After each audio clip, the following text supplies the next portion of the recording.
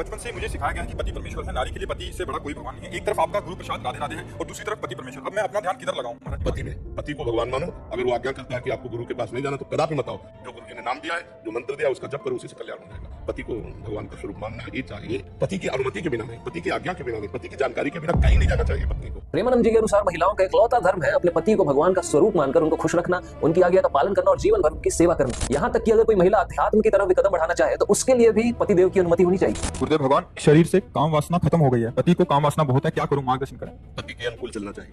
आपका ब्रह्मचर्य उतना मान नहीं होगा जितना पति की आराधना मान होगा। तो कुल मिलाकर इनका कहना है कि महिला एक चीज है, सामान है, जिसका इस्तेमाल पुरुषों को खुश रखने के लिए किया जाना चाहिए। और शायद हमारी प्रेसिडेंट मैडम भी इनसे यही वाला ज्ञान लेने गई थी, लेकिन आचार्य प्रशांत यहाँ पूरी कहानी पलट देते हैं। वो कहते हैं कि महिला किसी पुरुष को खुश करने का साधन नहीं है, महिला सबसे पहले एक मनुष्य है। महिला को मनुष्य बनाना पड़ेगा और किसी भी मनुष्य का उद्देश्य किसी की आज्ञा में जीना नहीं होता है, बल्कि आजाद होना होता है। मेरा मन रहे न रहे, पति सेक्स के लिए सदा आग्रही रहते हैं। तो वो वहाँ पे गुरुजी जवाब देते हैं, अरे भगवान स्वयं तुमसे कुछ मांग रहे हैं और तुम मना कर दोगी क्या? पति ही तो परमेश्वर होता है। यही तो साधना है कि तुम्हारा मन कर रहा हो ना कर रहा हो, अगर भगवान ने, पति परमेश्वर ने कुछ मांग लिया है तो तुम उनको परोस दो। अरे कोई छोटी बात थोड़ी गृहस्थी। पति की आज्ञा माननी है, भले ही अपना मन कर रहा हो ना कर रहा हो। तो इस बात की साधना करते हो कि कैसे दूसरे की इच्छाओं को अपनी रुचि से ऊपर रखना है। कुछ तो सांत्वना दोगे ना, कुछ तो दिलासा दोगे ना उसको। मेरे प्यारे मित्र, इस विषय को सिर्फ एक छोटी सी क्लिप देखकर समझना थोड़ा अधूरा हो सकता है।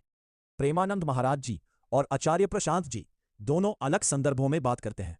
प्रेमानंद महाराज जी मुख्यतः आध्यात्मिक जीवन और आंतरिक विकास की बात करते हैं।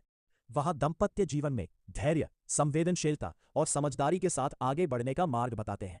साथ ही उन्होंने कई बार स्पष्ट कहा है कि अगर कोई पति अत्याचारी हो तो ऐसे संबंध को सहना आवश्यक नहीं है।